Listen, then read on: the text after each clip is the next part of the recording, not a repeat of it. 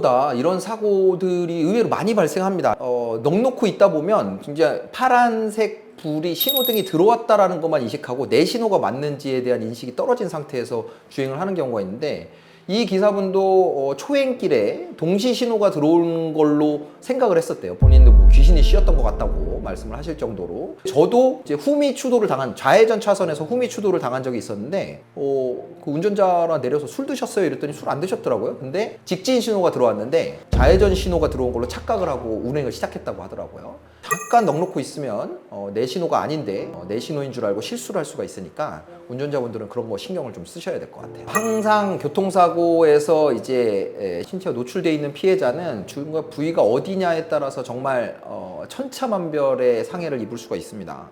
가장 중요한 건 역시 머리겠죠. 이분 역시 머리를 다치셨기 때문에 후유 장애가 남는 큰 중상해를 입게 됐고요. 오베이 커맨드라고 해서 이제 명령 수행 능력이 불가능한 뇌에서 어떤 이제 행동을 하기 위한 명령 수행이 불가능해서 평생 간병인을 붙여서 생활을 해야 되는 그런 후유 장애를 안게 됐습니다.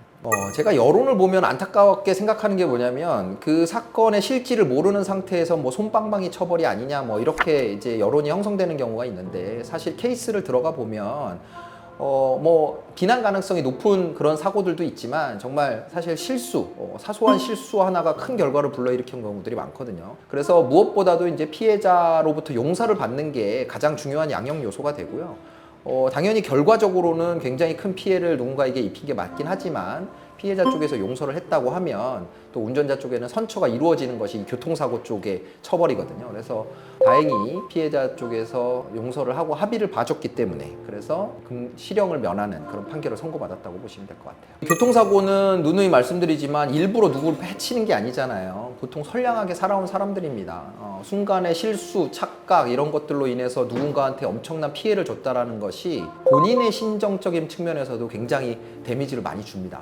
이분 같은 경우도 자기가 실수를 해서 누군가가 이렇게 장애까지 안고 살게 됐다라는 거에 너무 힘들어 하셨었고, 그 트라우마로 인해서 운전을 업으로 하는 것에 대해서 굉장히 회의감을 느끼시기도 하고, 그래서 제가 이제 이런 운전자분들은 가해자로 분류가 되기 때문에 항상 죄인이고 누구에게도 뭐 위로를 받지 못하는 그런 또 문제가 또 있습니다. 물론 이제 결과에 대한 책임을 져야 되기 때문에 이런 형사 절차를 진행하게 되고 처벌도 받아야 되겠지만, 그 심적인 부분에 있어서는 뭐 본인이 일부러 누군가를 해한 건 아니지 않습니까? 사실 가해자도 가해 운전자로서 심적인 이런 충격 때문에 생업을 포기하거나 다시 운전대를 잡지 못하시는 그런 분들도 많다라는 거, 여러분들도 한번 생각해 보실 일이 아닐까 생각됩니다. 발생한 사고는 어떻게 되돌릴 수가 없죠. 실수로 심각한 결과가 발생했기 때문에 어떻게 수습을 하느냐가 가장 중요합니다. 그래서 운전자 보험이 중요한 거거든요. 이 사고에 대한 실수에 대한 수습에 있어서 가장 중요한 건 어쨌든 금전적인 손해배상 아니겠습니까? 내가 처벌을 받는다고 해서 피해자가 회복이 되는 것도 아니고, 뭐 사망의 경우에 뭐 살아서 돌아오는 것도 아니잖아요. 그렇다면 어떤 금전적인 보상이 최대한 이루어질 수 있도록 준비를 하시는 게 필요한데, 거기서 가장 중요한 안전장치가 바로 운전자 보험입니다. 그래서 운전자 보험이 요즘은 뭐 사망사고에 대해서 1억, 2억 뭐 이렇게 뭐 보장 금액도 확대가 됐고, 그래서 과거 보험으로 가지고 계시면 계속 갱신하라고 말씀을 드리고, 운전을 자주 하셔야 되는 분이라면 운전자 보험 없이 운전을 하시는 게 너무나 위험하다. 그리고 또 운전자 보험이 보험금이 그렇게 비싼 보험이 아니거든요. 그러니까 최소한의 안전장치를 가지고 운전을 하시는 게 가장 교통사고에 대비하는 바람직한 게 아닌가 싶습니다. 변호사를 선임하면 당연히 좋지요. 그러니까 뭐 쟁점이 있는 사건들도 있을 수 있고, 쟁점이 없이 그냥 진행되는 사건들도 있습니다. 뭐 명백하게 과실이 인정이 되고 증거도 다 남아있고, 그렇다고 하더라도 피해자와 합의를 보는 과정이라던가 형사 절차를 진행하는 과정, 이런 것들을 혼자 감당하는 건 굉장히 심적인 부담이 되고, 그리고 어떻게 진행되는지 모르기 때문에 일상 생활이 망가지거든요. 그래서 사건이 발생한 초기에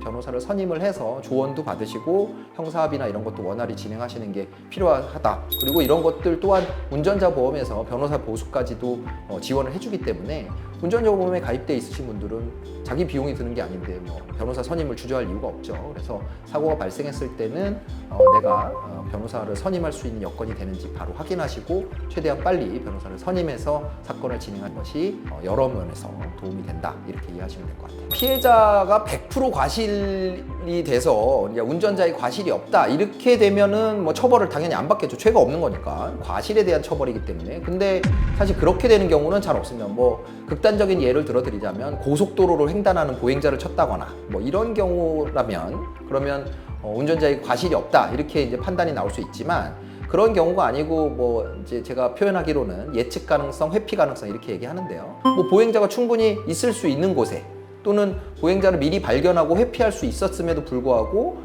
회피를 못했다 이럴 경우에는 아무리 피해자의 과실이 크다라고 해도 형사적인 처벌을 받게 됩니다. 그리고 이런 형사적인 처벌에 있어서는 어쨌든 피해자의 과실 부분도 양형에 있어서는 참작이 되죠. 막 100km로 과속을 하다가 보행자를 친 경우랑 피해자가 갑자기 도로로 튀어나와서 사고가 난 경우랑 운전자의 과실 정도 그리고 비난 가능성 이런 거는 당연히 차이가 있을 수밖에 없거든요. 그런 것들이 형사적인 처벌에 있어서는 양형으로 반영이 된다 이렇게 이해를 하시면 될 것 같아요. 일단 교통사고 사건은 특수하게 요즘 현대인에게 없어서는 안 돼 운전면허가 반드시 개입이 되게 돼 있습니다. 그래서 사망사고 같은 경우에 면허 정지나 취소가 일어날 수도 있고요. 이런 교통사고를 직접 다뤄보지 않은 일반적인 형사사건으로만 다루게 되면 이 운전자에게 돌아올 불이익을 모두 체크하기 어려운 부분이 있어요. 그래서 교통사고를 전문으로 하는 그런 변호사의 도움을 받으시는 게 교통사고에서는 중요하다고 할 수가 있고요.